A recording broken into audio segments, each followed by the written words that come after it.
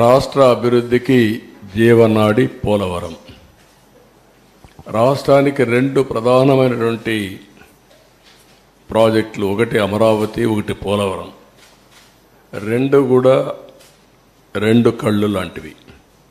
ఈ రెండు ప్రాజెక్టులు కానీ మనం పూర్తి చేసుకుంటే విభజనలో జరిగిన అన్యాయాన్ని కానీ మనం ఏ విధంగా నష్టపోయామో ఆ నష్టాన్ని పూడ్చుకునే అవకాశం ఉంటుంది.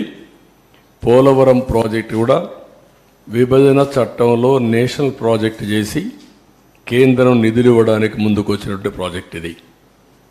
నదుల అనుసంధానానికి గుండె పోలవరం. ఇటువంటి పోలవరానికి జగన్ ఒక శాపంగా మారాడు. ఏ విధంగా శాపంగా మారాడు? ఏ విధంగా ఒక క్షమించరాని నేరం, జాతికి జరిగిన విద్రోహం. దీన్ని ఎవరైనా సరే రాజకీయాలకు అతీతంగా, కులాలకు అతీతంగా, మతాలకు అతీతంగా, ప్రాంతాలకు అతీతంగా నిర్మోహమాటంగా ఖండించాల్సిన అవసరం ఉంది, నిలదీయవలసిన అవసరం ఉంది. రాష్ట్రాన్ని నాశనం చేసే హక్కు ఎవరికీ లేదు. చేత కాకపోతే ఇంట్లో ఉండొచ్చు, కానీ ఒక మభ్య పెట్టి పదవి పొంది తద్వారా మోసం చేయడం చాలా దారుణం. ఆ విషయం నేను మీ ద్వారా ప్రజల దృష్టి తీసుకొస్తున్నాను. నెక్స్ట్, ఆంధ్రప్రదేశ్ వ్యవసాయ రాష్ట్రం. దక్షిణ భారతదేశంలో నీళ్లుండే ఏకైక నది గోదావరి. మనం లోయర్ రైపేరియన్ కింది రాష్ట్రంలో ఉన్నాం. మన దగ్గర నుంచి ఈ నీళ్ళన్నీ సముద్రానికి వెళ్తాయి. దగ్గర ఆవరేజ్న 3000 టీఎంసీ నీళ్లు తలసరి ప్రతి ఒక్క సంవత్సరం సముద్రంలోకి వెళ్ళే పరిస్థితి ఉంది. ఈ నీళ్లన్నీ కానీ ఉపయోగించుకుంటే రాష్ట్రాన్ని కరువు రహిత రాష్ట్రంగా, డ్రౌట్ ప్రూఫ్ స్టేట్గా చేసేందుకు అవకాశం ఉంది. డెల్టా స్థిరీకరణతో పాటు ఉత్తరాంధ్ర, రాయలసీమ తాగునీరు, సాగునీరు దించే బహుళార్థ సాధక జాతీయ ప్రాజెక్టు. అదే మరిగా ఈ వరదలు ఇవన్నీ వచ్చినప్పుడు కానీ, మామూలుగా కానీ జల విద్యుత్తు, హైడ్రో అనేది చాలా ముఖ్యం. ఇప్పుడు సోలార్ విండ్ వచ్చింది. సోలార్ డే టైం వస్తుంది, విండ్ నైట్ ఈవినింగ్ టైం వస్తుంది. మిగిలిన గ్యాప్ ఏదైతే మనకు కొన్నిసార్లు కరెంటు కొరత ఉంటుంది, పీక్ లోడ్ ఫ్యాక్టర్, అప్పుడు ఈ హైడ్రల్ ఉంటే ఎప్పుడైనా ఆన్ చేసుకోవచ్చు, ఎప్పుడైనా ఆఫ్ చేసుకోవచ్చు. ఆ విధంగా కూడా హైబ్రిడ్ మోడల్ తేవడానికి ఐడిల్ పవర్ చాలా ఉపయోగపడుతుంది. అలాంటి ప్రాజెక్ట్ ఇది.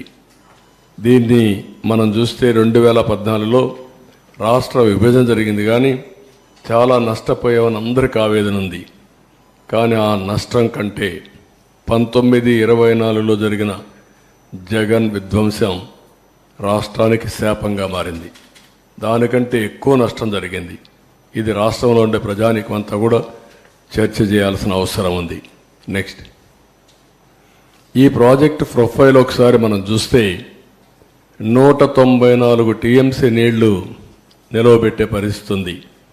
322 టీఎంసీ నీళ్లు సద్వినియోగం.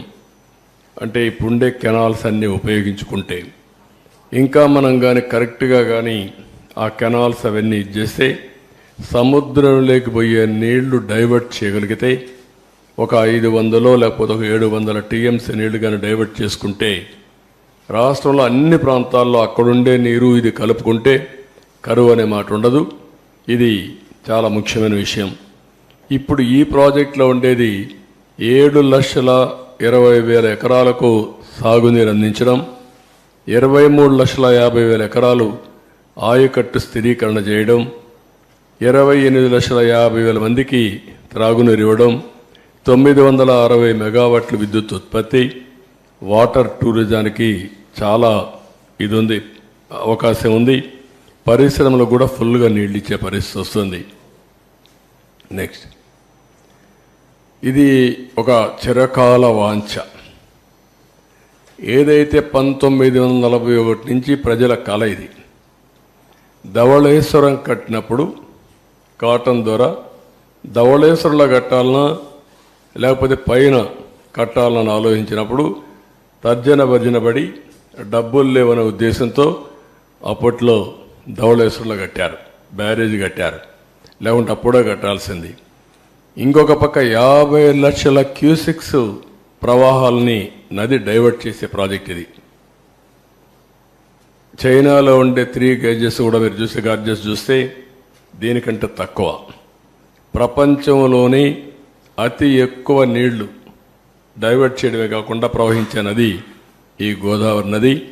ఇంకొక పక్కన ఇది డయాఫామ్ వాల్ మీరు చూస్తే చాలా సెన్సిటివ్, 90 మీటర్స్ కింది వరకు డయాఫామ్ వాల్ స్పెషల్ టెక్నాలజీతో పూర్తి చేశాం. అలాంటి సున్నితమైన డయాఫామ్ వాల్ ఇది.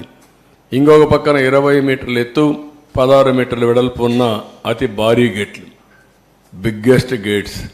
ఇంకొక పక్క 390 కిలోమీటర్ పొడవున్న కుడి ఎడమ కాలువలు, అటు ఉత్తరాంధ్ర ఇటు వచ్చే కొందికి రైట్ మెయిన్ కెనాల్, రెండు కూడా 390 కిలోమీటర్స్ ఉన్నాయి. ఇంకొక పక్క ఇప్పుడు జరిగే పెద్ద ప్రాజెక్టులో ఒకటి, భవిష్యత్తులో కూడా ఇంత పెద్ద ప్రాజెక్టు మనం నిర్మాణం చేయబోం. ఇదే లాస్ట్. ఇండియాలో కానీ ప్రపంచంలో కానీ ఒకసారి చూసి అనలైజ్ చేస్తే ఇంత పెద్ద ప్రాజెక్టు మళ్ళా వస్తుందనే ఇది కూడా లేదు.